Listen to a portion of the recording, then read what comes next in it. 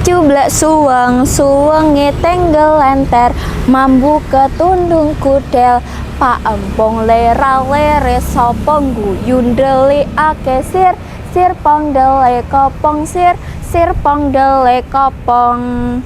Assalamualaikum warahmatullahi wabarakatuh. Halo semuanya, apa kabar hari ini? Wah, kelihatannya ceria semua ya, sama kayak aku di sini. Teman-teman, tahu nggak kalian, aku tadi nyanyiin lagu apa?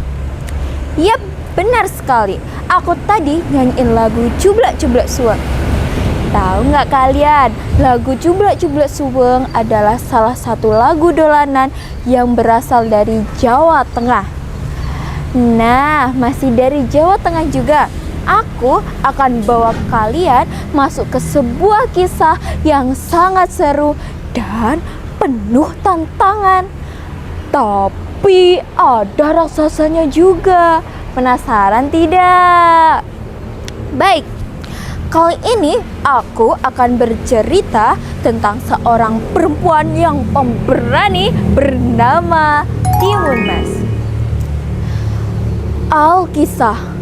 Di sebuah desa yang ada di Jawa Tengah, hiduplah seorang janda tua bernama Mbok Sulastri.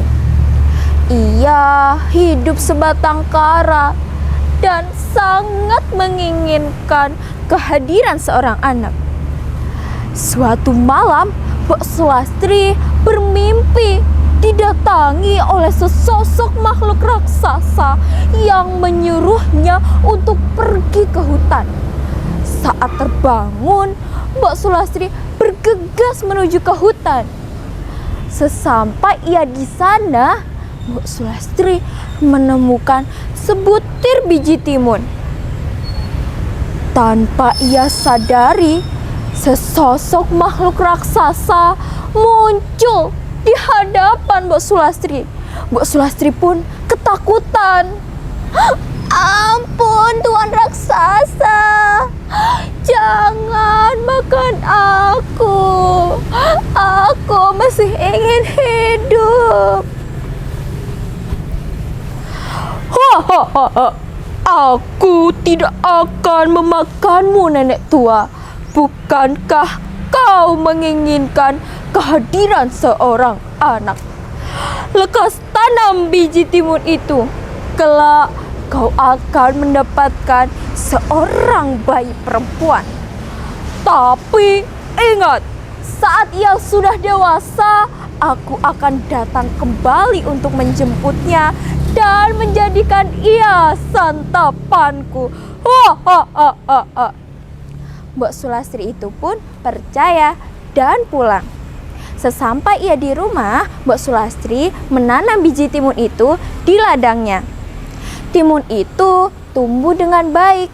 Tapi teman-teman, timun ini berbeda dengan timun-timun lainnya. Timun ini berukuran sangat besar dan berwarna emas. Saat sudah matang, Mbok Sulastri pun memetiknya. Dan saat membelahnya, timun itu berisi seorang bayi perempuan. Mbok Sulastri pun menimbangnya. Tak lelo, lelo, lelo, ledong. Jep meneng, ojo pijer nangis. Anakku sing ayu rupane, dadi pendekare bangsa. Mbok Sulastri merawat timun emas dengan baik. Saat timun emas sudah dewasa, Mbok Sulastri takut akan janji raksasa itu. Mbok Sulastri pun menceritakan semuanya kepada timun emas. Mendengar cerita dari Mbok Sulastri, timun emas kaget.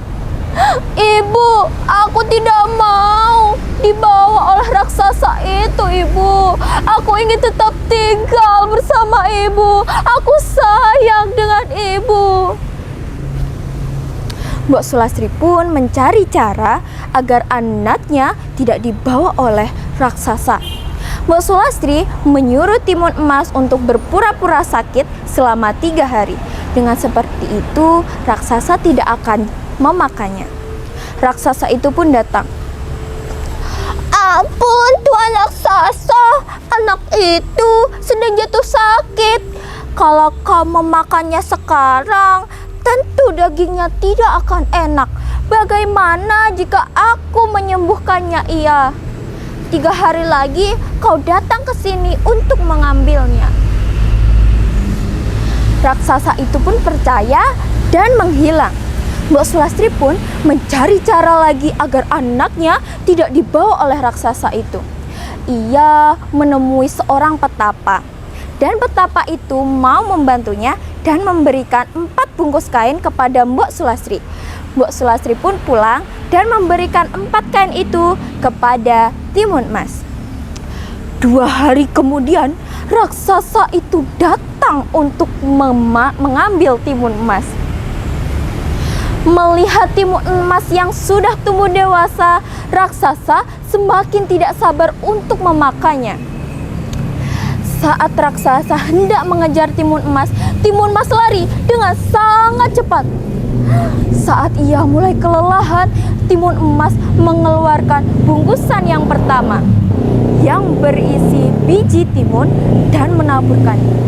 Biar! Seketika hutan di sekitarnya berubah menjadi ladang timun yang melilit tubuh raksasa. Tapi sayangnya raksasa itu masih bisa lolos, teman-teman. Timun Emas pun mengeluarkan bungkusan yang kedua yang berisi jarum dan menaburkannya. Biar! Seketika ladang itu berubah menjadi pohon bambu yang sangat tinggi dan runcing. Tapi lagi-lagi raksasa itu masih bisa lolos. Timun Emas pun mengeluarkan bungkusan yang ketiga yang berisi garam dan menaburkannya. Biar! Hutan itu berubah menjadi lautan yang sangat dalam. Tapi raksasa itu masih bisa lolos. Timun Emas panik karena ia hanya memiliki 1 bungkusan lagi. Timun Emas pun menaburkannya. Bungkusan itu berisi terasi dan Timun Emas itu melemparkannya.